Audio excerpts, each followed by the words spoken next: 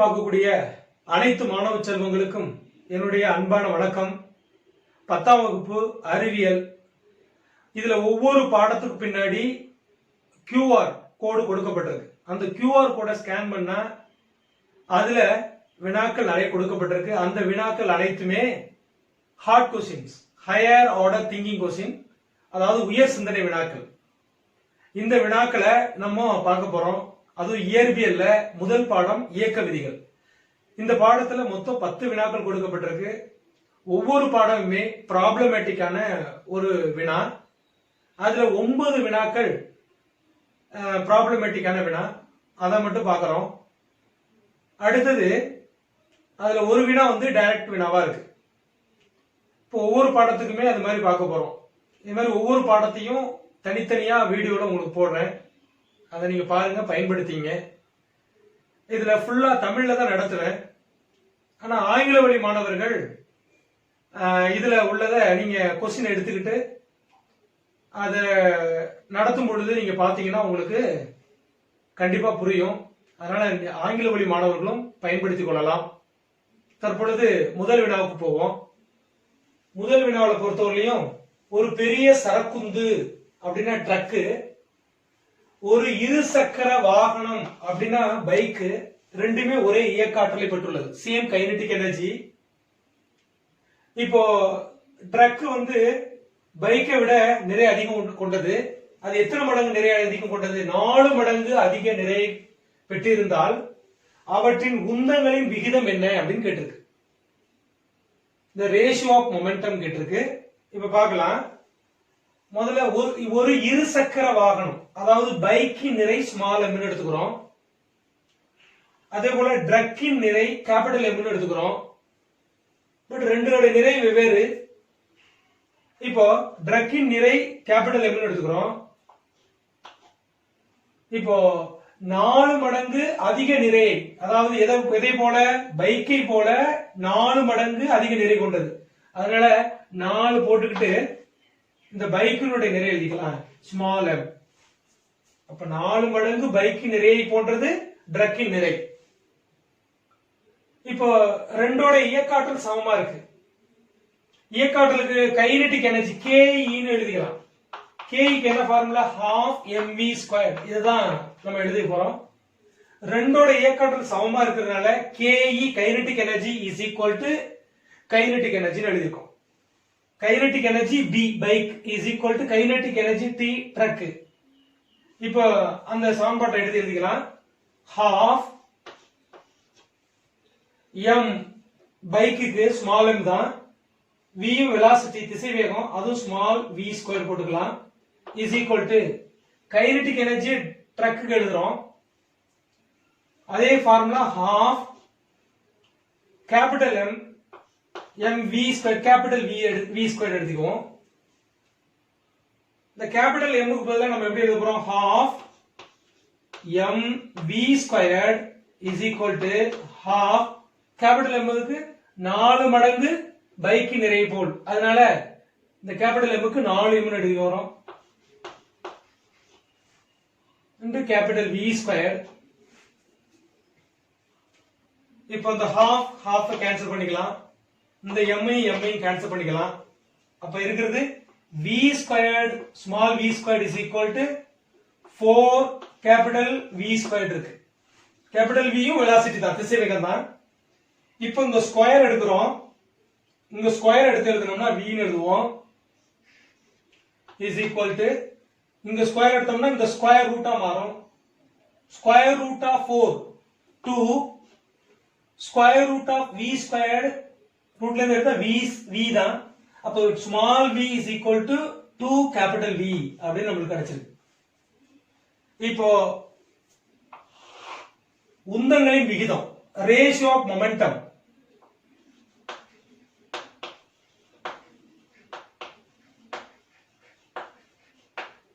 உந்தங்களின் விகிதம் is equal to, உந்தத்துக்கான சமன்பாடு mv நிறை இன்டு திசைவேகம், மாஸ் இன்டு வெலாசிட்டி. இங்க கேட்டிருக்கிறது ஃபர்ஸ்ட் பெரிய சரக்குந்து ட்ரக்குக்கும் பைக்குக்கும் தான். அப்போ மேல ட்ரக் எழுதுவோம், கீழே பைக் எழுதிக்குவோம். அப்ப ட்ரக்குக்கான உந்தம் capital M capital V by பைக்குக்கான உந்தம் ஸ்மால் m ஸ்மால் v. இப்ப இதே ஃபார்முலாவை கேபிட்டல் M க்கு already m is equal to 4m அதை எடுத்து எழுதிக்குவோம். 4 small m into capital V divided by கீழே m into v க்கு பதிலா நம்ம கால்குலேட் பண்றோம் velocity 2 capital V so capital V cancel m cancel 4 divided by 2 அப்போ 2 cancel பண்ணிக்கோ 2 2s are 4 அப்போ 2 divided by 1 அப்போ உந்தங்களின் விகிதம் அதாவது P truck is to P bike is equal to 2:1. Pங்கிறது உந்தம், ட்ரக்குக்கான உந்தம், பைக்குக்கான உந்தம், ரெண்டுக்கு இடையில உள்ள ரேஷியோ விகிதம் 2:1. இதுதான் நம்மளுக்கு ஆன்சர். இரண்டாவது क्वेश्चन போவோம். கோளொன்று பூமியை விட 20% அதிக நிறையையும், ஏதாவது ஒரு பிளானட் பூமியை விட 20% அதிக நிறையை கொண்டிருக்கு. 20% மாத்திரம் எப்படி எழுத மாத்தலாம்? 20% is equal to 20/100. இதை அடிச்சோம்னா நம்மளுக்கு 0.2 அப்படின்னு கிடைக்கும் இல்லையா? அதே போல 20% குறைவான ஆரத்தையும் கொண்டுள்ளது. இது பூமியை விட குறைவான ஆரத்தையும் கொண்டுள்ளது. இப்ப தனித்தனியா பார்க்க போறோம். முதல்ல G is equal to gm by r squared அப்படின்னு எழுதிருக்கோம். இது வந்து கிராவிடேஷன் அதாவது ஈர்ப்பு முடுக்கத்துக்கான சமன்பாடு. இது ஒவ்வொரு கோளுக்குமே அந்த ஈர்ப்பு முடுக்கம் இருக்கும். இப்ப நம்ம புவியீர்ப்பு முடுக்கம் அப்படிங்கிறதுனால கீழே GE ன்னு போட்டிருக்கோம். Earth acceleration due to gravity, எர்த்தோடைய gravitation GE is equal to G பூமியினுடைய நிறை ME, பூமியினுடைய ஆரம் RE ஸ்கொயர்டு. ஈங்கிறது பூமியை குறிக்குது. இது ஜெனரலான ஒரு சமன்பாடு எழுதிக்கிட்டோம். இப்போ பூமியின் நிறைய நம்ம எப்படி எழுதிக்கலாம்? பூமி நிறைய கேபிட்டல் ME அப்படின்னு எழுதிக்கலாம். MPங்கிறது அந்த கோளின் நிறை. கோளின் நிறை பூமியை விட 20% அதிகம். பூமி நிறை எவ்வளவு? ME. இதை விட எத்தனை சதவீதம் அதிகம்? 20% அதிகம். இந்த 20 நம்ம கால்குலேட் பண்ணி வச்சிருக்கோம். பிளஸ் 0.2 ME க்கு சமம். இது வந்து கோளின் நிறை. கோளின் நிறைங்கிறது பூமியை விட 20% அதிகம். பூமி நிறை ME, பூமியோட எத்தனை சதவீதம் அதிகம்? 20%. 20 0.2 ME அதிகம் இப்படி எழுதிட்டோம்.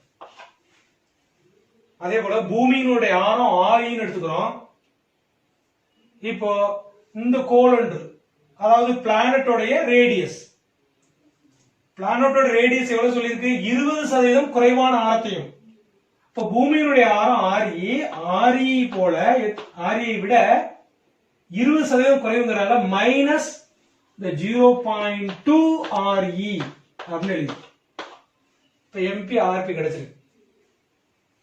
கடைசி என்ன கேட்டிருக்கு? கோளின் ஈர்ப்பு முடுக்கம் என்னன்னு கேட்டிருக்கு. ஏற்கனவே பூமியினுடைய ஈர்ப்பு முடுக்கம் GE. இப்ப கோளின் ஈர்ப்பு முடுக்கத்தை நம்ம எப்படி எழுதிக்கலாம்? GP ன்னு கூட எழுதிக்கலாம். பிளானட் ஃபார்முலா படி GP is equal to G புது ஈர்ப்பியல் மாறிலி M E க்கு பதிலா பிளானட் P போட்டுக்கலாம் டிவைட் பை RE. RE க்கு பதிலா என்ன போடுறோம்? RP. அதாவது ரேடியஸ் ஆஃப் த பிளானட், கோளின் ஆரம் RP square is equal to G. MP க்கு பதிலா இதை சப்ஸ்டிட் பண்ணிக்குவோம். ME plus 0.2 ME by RP ஸ்கொயர்டுக்கு இந்த இருக்கு RP கான value RE minus 0.2 RE whole square. இப்ப அடுத்த ஸ்டெப் பொறுத்தவரையும் GP is equal to, இப்ப இதுல G இருக்கு, இதுல ME, இதுலயும் ஒரு ME கான்ஸ்டன்டா இருக்கு, வெளில எடுத்துக்கிட்டோம்.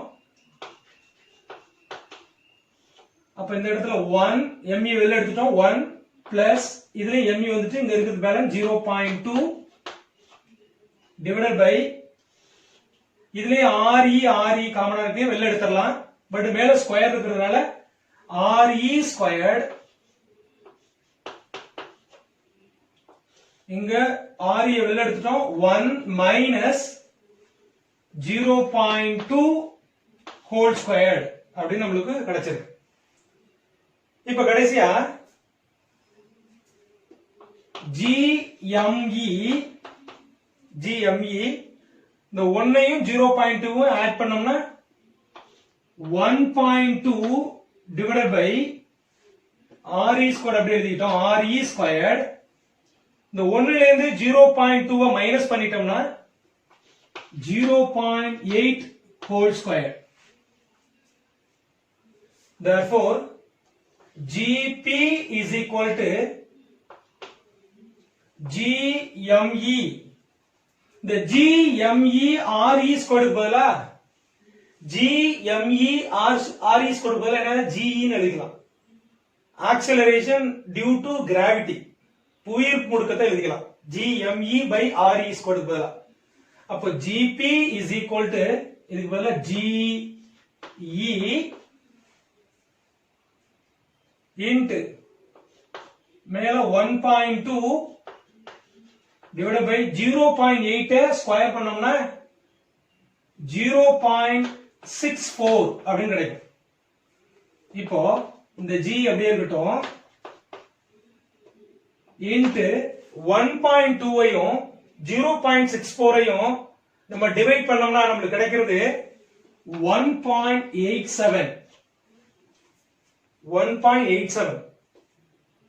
இப்ப நமக்கு கிடைச்சிருக்கு GP is equal to GE into 1.2 divided by 0.64. இந்த G அப்படியே இருக்கு, இந்த 1.2ஐயும் 0.64ஐயும் டிவைட் பண்ணோம்னா நமக்கு கிடைக்கிறது 1.87. again GE into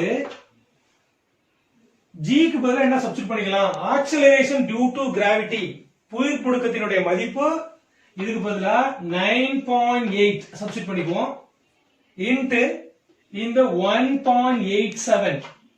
இப்போ இது ரெண்டையும் மல்டிப்ளை பண்ணா நமக்கு கிடைக்கக்கூடிய மதிப்பு GP is equal to நமக்கு கிடைக்கக்கூடிய மதிப்பு 18.375. இது ரெண்டையும் மல்டிப்ளை பண்ணலாம். இது முடுக்கத்துக்கான அலகு மீட்டர் செகண்ட் பவர் -2. இதுதான் அந்த கோளினுடைய ஈர்ப்பு முடுக்கம். அடுத்தது மூணாவது கணக்கு போலாம். இரு கோள்கள் சூரியனை m/n என்ற ஆர விகிதம் கொண்ட வட்டப்பாதைகளில் சுற்றி வருகின்றன. அவற்றின் அடர்த்தியின் விகிதம் p/q எனில் ஈர்ப்பு முடுக்கங்களின் விகிதம் என்னன்னு கேட்டது, அதாவது ரேஷியோ ஆஃப் த கிராவிட்டி. இப்போ ஆர விகிதம் m/n, அதனால R1:R2 எடுத்துக்க போறோம், எடுத்துக்கிட்டு m/n எடுத்துக்கிறோம். Ratio of the ரேடியை. அடுத்தது அடர்த்தியின் விகிதம் என்ன கொடுத்திருக்கு, p/q. the ratio of the densities d1:d2 is equal to p/q ன்னு நம்ம எடுத்துக்கிறோம். கணக்குல கேட்கப்பட்டது g1:g2, ஈர்ப்பு முடுக்கங்களின் விகிதம் கேட்கப்பட்டது. இப்ப தீர்வுக்கு போகலாம். அடர்த்திக்கான சமன்பாடு நிறை பை பருமன், density is equal to mass by volume. இப்போ நிறை நம்மளுக்கு வேணும், அதனால நிறைன்னு எழுதிக்கிறோம், is equal to இந்த பருமனை இங்க பெருக்கிறீங்க அடர்த்தியோட, அப்ப அடர்த்தி இன்டு பருமன். நம்மளுக்கு ஒரு நிறைக்கான சமன்பாடு கிடைச்சிருக்கு, மாசுக்கான சமன்பாடு கிடைச்சிருக்கு. இப்ப முதல்ல நிறைகளின் விகிதம் கண்டுபிடிக்கும். The ratio of the masses m1 divided by m2 is equal to நிறைக்கு என்ன சமன்பாடு? அடர்த்தி இன்டு பருமன். அப்ப அடர்த்தி எழுதுறோம். m1ங்கறனால அடர்த்திய d1 இன்டு பருமன v1 volume divided by m2 அதே போல d2 இன்டு v2 அப்படின்னு எழுதிக்கலாம். vங்கிறது இங்க பருமன் வால்யூம். இப்ப இந்த சமன்பாடு அங்க எழுதிக்கலாம். m1 divided by m2 is equal to d1 into v1 volume கான சமன்பாடு v is equal to 4 by 3 pi r cube. அதாவது இரு கோள்கள் பொதுவாக ஒரு கோள வடிவத்தில் இருக்கும். அப்ப கோளத்தின் பருமன் அதாவது volume of the sphere v is equal to 4 by 3 pi r cube. r என்பது அந்த கோளினுடைய ஆரம். இப்ப ரெண்டு கோள்கள் இருக்கிறதுனால v1 v2 எடுத்துக்க போறோம். இப்போ ஃபார்முலா படி m1 by m2 is equal to d1 எழுதிக்கிட்டோம். v1 க்கு பதிலா 4 by 3 pi r1 cube. அதே போல m2 க்கு எழுதும் பொழுது d2 எழுதுவோம். இன்டு v2 க்கு பதிலா 4 by 3 by r2 cube. இப்போ 4 by 3 cancel, pi cancel. நம்மளுக்கு இருக்கிறது d1 divided by d2 இங்க into r1 cube divided by r2 cube இருக்கு. இப்போ என்ன சப்ஸ்டிட்யூட் பண்ணிக்கலாம்? இது m1 m2 ஓட விகிதம் நம்மளுக்கு கிடைச்சிருக்கு. இப்போ கணக்குல கேட்கப்பட்டது ஈர்ப்பு முடுக்கங்களின் விகிதம் என்னன்னு கேட்டிருக்கு. ஈர்ப்பு முடுக்கத்துக்கு நம்ம என்ன போடுவோம்? g போடுவோம். g1 divided by g2. g கான சமன்பாடு ஈர்ப்பு முடுக்கத்துக்கான சமன்பாடு gm by r squared. g என்பது பொது ஈர்ப்பியல் மாறிலி, mங்கிறது மாஸ் கோளின் நிறை, r என்பது கோளினுடைய ஆரம். இப்ப gm by r squared இந்த ஃபார்முலா வச்சு செய்ய போறோம். g1ங்கிறதுனால g mங்கிற இடத்துல m1 divided by r1 squared எழுதிட்டோம். divided by g2 எழுதுறோம். அதே மாதிரி gm2 divided by r2 squared. நம்மளுக்கு ஒரு சமன்பாடு g1 by g2 எழுதிருக்கோம். இப்போ டிவைடுக்கு கீழே டிவைட்ல இருக்கிறதுனால இத கொஞ்சம் மாத்தி எழுதலாம். gm1 by r1 squared into டிவைடுக்கு கீழே டிவைட்ல இருக்கிறதுனால இத அப்படியே மாத்தி எழுதுவோம். r2 squared divided by gm2. அதாவது டிவைடுக்கு கீழே டிவைட்ல இருக்கிறதுனால இந்த r2 மேல போடும். அதனால r2 squared divided by gm2 எழுதிட்டோம். இப்போ g கேன்சல் பண்ணிக்குவோம். இருக்கிறது என்ன? g1 divided by g2 is equal to m1 மேல இந்த m2 இந்த m1 ஓட எழுதிடுவோம். m1 divided by m2 அதாவது நிறைய ஒரு பக்கம் கொண்டு வந்துருவோம். இன்டு அங்க மேல இருக்கிறது r2 squared divided by இந்த r1 squared. ரேடியஸ் ஒரு பக்கம் கொண்டு போய்டும். இப்போ m1 m2ங்கிறது நிறைகளின் விகிதம். நிறைகளின் விகிதத்தை ஆல்ரெடி கண்டுபிடிச்சிருக்கோம். என்ன அப்படின்னா d1 by d2 into r1 cube by r2 cube. அதை சப்ஸ்டிட்யூட் பண்ணிக்கலாம். m1 m2 க்கு பதிலா d1 divided by d2 into r1 cube divided by r2 cube எழுதியாச்சு. மீதி into இந்த r2 squared divided by r1 squared. இப்ப கேன்சல் பண்ணிக்கலாம். r1 cancel பண்ணுவோம். இங்க ஸ்கொயர் இருக்கு, இங்க கியூப் இருக்கு.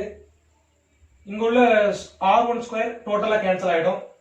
இங்க r1ல கியூப்ல ஒரே ஒரு r1 இருக்கும். அதே மாதிரி r2 கேன்சல் பண்ண போறோம். இங்க ஸ்கொயர் இருக்கு, இங்க கியூப் இருக்கு. இங்க ஸ்கொயர் டோட்டலா கேன்சல் ஆயிடும். இங்க ஒரே ஒரு r2 மட்டும். இப்ப எடுத்து எழுதிடலாம். g1 divided by g2 is equal to d1 divided by d2 into இங்க இருக்கிறது ஒரே ஒரு R1, கீழே இருக்கிறது ஒரே ஒரு R2, மீதி எல்லாம் கேன்சல் ஆயிட்டு இப்ப D1க்கு பதிலா என்னன்னு பிரதியிட போறோம். D1க்கு பதிலா P, R1க்கு பதிலா M, PM டிவைட் பை, அதே போல D2க்கு பதிலா Q, அதே போல R2க்கு பதிலா N எழுதிட்டோம்.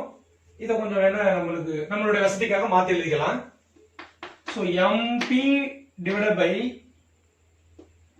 NQ அப்படின்னு மாத்தி எழுதிட்டோம். அப்ப விகிதம் என்ன? G1 G2 னுடைய விகிதம் G1 G2 is equal to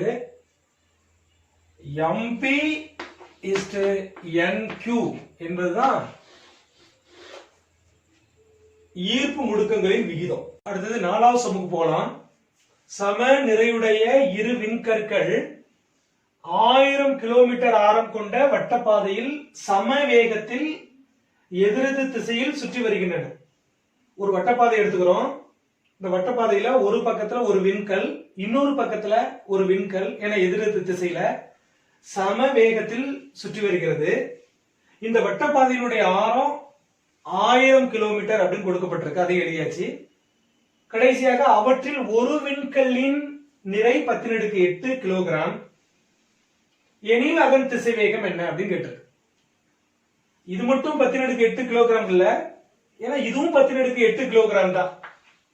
ஏன்னா மேல சம நிறையுடைய அப்படின்னு பார்த்தோம். இப்ப திசை வேகத்தை கண்டுபிடிக்கணும். அதுக்கு முன்னாடி கொடுக்கப்பட்டதை நம்ம என்னன்னு எடுத்துக்கலாம். அதான் கிவன். இப்ப கிவன்ல நிறை என்ன? M is equal to 10⁸ kilogram எழுதிட்டோம். ரெண்டாவது ஆரம் R is equal to 1000 kilometre. இந்த 1000 அப்படியே போட்டுக்கிறோம். கிலோவுக்கு இந்த கிலோவுக்கு 10⁻³ இன்டு மீட்டர். 1000 எப்படி சொல்லலாம்? 10 கியூப் 10⁻3. அப்ப இது ஒரு 10⁻3, இங்க ஒரு 10⁻3 இருக்கு. அப்போ R is equal to 10⁻6 metre. இதுதான் ஆரம், அந்த வட்டப்பாதையுடைய ஆரம். இப்ப விட்டம் எழுத போறோம். விட்டம் என்பது ஆரத்தினுடைய 2 மடங்கு. diameter D is equal to twice of radius. 2R எழுதிக்கலாம் விட்டம் என்பது. இப்ப 2R என்பது 10⁻6 மீட்டர். இப்ப தீர்வுக்கு போயிடலாம். சொல்யூஷன்.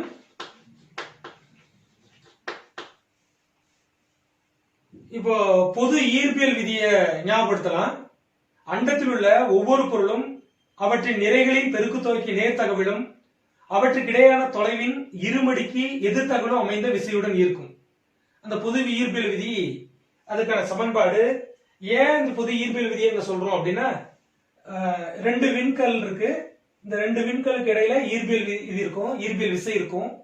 அந்த ஈர்ப்பியல் விசையை நம்ம எழுத போறோம். F is equal to G பொது ஈர்ப்பியல் மாறிலி M1 M2 2 விண்கலினுடைய நிறைகள் பை D ஸ்கொயர்டு அப்படிங்கிறது 2க்கு இடையில உள்ள தொலைவு. இது 1வது சமன்பாடு. 2வது சமன்பாடு என்ன எழுத போறோம் அப்படின்னா, ஈர்ப்பியல் விசை என்ன பண்ணுது? வட்டப்பாதையில சுற்றி வருது. வட்டப்பாதையில சுற்றி வர்ற ஒவ்வொரு பொருளுக்குமே மைய நோக்கு விசை இருக்கும். It experience the centripetal force. அப்ப மைய நோக்கு விசை எழுதணும். FC ன்னு எடுத்துக்கலாம். அத centripetal force mv squared by r. இது ஈக்குவேஷன் நம்பர் 2. இந்த 2 ஈக்குவேஷனையும் சமன்படுத்தணும். 2 சமம். ஏன்னா ஈர்ப்பியல் விசைனாலதான் இந்த மைய நோக்கு விசை வருது. சோ அதனால F is equal to FC. Fங்கிறது என்ன? G M1 M2 divided by D squared is equal to FC என்பது mv squared by r. இங்க என்ன எழுதிக்கணும் அப்படின்னா, M1 is equal to M2 is equal to M. ஏன் எழுதிக்கிறோம் அப்படின்னா, சம நிறையுடைய இப்ப இதுவும் m தான், இதுவும் m தான். அதனால m1 is equal to m2 is equal to m. அதனால இந்த m1 க்கு m1 போடுவோம், இந்த m2 க்கு m போடுவோம். m into m, m squared. அப்ப g m squared divided by d squared is equal to m v squared by r நமக்கு கிடைச்சது. இப்போ ஈக்குவல் டு கதன்ல ஒரு m ஐயும் இங்க உள்ள ஸ்கொயர்ல உள்ள ஒரு m ஐயும் கேன்சல் பண்றோம். அப்படி நமக்கு என்ன கிடைச்சிருக்கு? gm by d squared is equal to v squared by r நமக்கு கிடைச்சிருக்கு. ஆனா கணக்கீடுபடி திசைவேகத்தை கண்டுபிடிக்கும். திசைவேகம் எது? v square. அப்ப v squared அப்படியே வச்சுக்கிட்டு r மட்டும் உங்க குறுக்க பிரிக்கலாம். gm into r divided by d square. இப்ப நம்ம வேல்யூ எல்லாம் சப்ஸ்டிட்யூட் பண்ணலாம். v squared is equal to gங்கிறது பொது இயற்பியல் மாறிலி 6.67 into 10 to the power of minus 11. அந்த வேல்யூவை சப்ஸ்டிட்யூட் பண்ணிக்குவோம். 6.67 into 10 அடுக்கு minus 11 into mங்கிறது 10 அடுக்கு 8, mங்கிறது நிறை 10 அடுக்கு 8 கிலோகிராம் into r என்பது ஆரம், r கண்டுபிடிச்சிருக்கோம் 10 அடுக்கு 6, அதையும் சப்ஸ்டிட்யூட் பண்ணிக்கலாம். டிவைட் பை d என்பது இந்த ரெண்டு விண்கலுக்கு இடையேயான தொலைவு, அந்த தொலைவு தான் விட்டம். விட்டம் எவ்வளவு கண்டுபிடிச்சிருக்கோம்? t is equal to 2 into 10 power 6. Formula படி d ஸ்கொயர் வந்திருக்கு, அதனால இந்த ஹோல் ஸ்கொயர் போட்டுக்கலாம். இப்ப பவர் எல்லாம் ரெடியூஸ் பண்ணிக்குவோம். v square is equal to 6.67 into 10 to the power of minus 11. இங்க 10 power 8 இருக்கு, இங்க 10 power 6 இருக்கு. இப்போ 10 power 8 10 power 6 என்ன ஆகும் அப்படின்னா 10 power 14 into 10 power plus 14 கீழ 2 ஸ்கொயர் பண்ணா 4, இந்த 10 power 6 ஸ்கொயர் பண்ணா 10 power 6 ஸ்கொயர் பண்ணா 10 power 12. இப்போ 6.67 into 10 power minus 11 into 10 power 14 into 10 power plus 12 மேல கொண்டா 10 power minus 12 by 4. v squared is equal to 6.67 into இந்த மைனஸ் உள்ளது கூட்டிக்குவோம். minus 11 minus 12 minus 23, 10 அடுக்கு minus 23 into 10 அடுக்கு 14 by 4. இப்ப இது minus 23 plus 14, இது ரெண்டையும் மைனஸ் பண்ண போறோம். அப்போ 10 அடுக்கு minus 9, ஏன்னா minus 23 இருக்கிறதுனால இது ரெண்டையும் நம்ம மைனஸ் பண்ணும்போது 10 அடுக்கு minus 9. அப்ப v squared is equal to 6.67 into 10 power minus 9 divided by 4. இந்த நாளையும் 6.67 கேன்சல் பண்றோம். கேன்சல் பண்ணா v squared is equal to ரெண்டையும் டிவைட் பண்றோம். டிவைட் பண்ணா நமக்கு கிடைக்கிறது 1.6675 கிடைக்குது into 10 power minus 9. இப்போ 1 பாயிண்ட், இந்த டெசிமல் பாயிண்ட் எங்க இருக்கு? அந்த டெசிமல் பாயிண்ட ஒண்ணுக்கு முன்னாடி கொண்டு வரோம். அப்போ v squared is equal to decimal point எங்க வந்துச்சுன்னா 0.1667 அப்படின்னு கிடைக்கும். 0.1667 இல்ல 5 போட்டுக்கலாம். இன்டு ஒரு டெசிமல் பாயிண்ட் முன்னாடி கொண்டு வந்ததுனால இங்க 10 பவர் minus 8 நமக்கு இப்படி கிடைச்சிருக்கு v squared. இப்போ v is equal to அப்படின்னா டோட்டலா ஸ்கொயர் ரூட் ஆஃப் ஸ்கொயர் எடுக்கிறோம். அப்ப square root of 0.1667 into 10 power minus 8. Therefore v is equal to ரூட்ல இருந்து இது ரெண்டையும் வெளில எடுத்தோம்னா 0.1667 வெளில எடுத்தோம்னா இத ரூட்ல இருந்து வெளில எடுத்தோம்னா 0.408 into 10 power minus 8 இருக்கு இல்லையா, அத ரூட்ல இருந்து எடுத்தா 10 power minus 4. திசைவேகத்தினுடைய அலகு மீட்டர் வினாடி பவர் -1. இதுதான் இந்த கணக்கிற்கான விடை.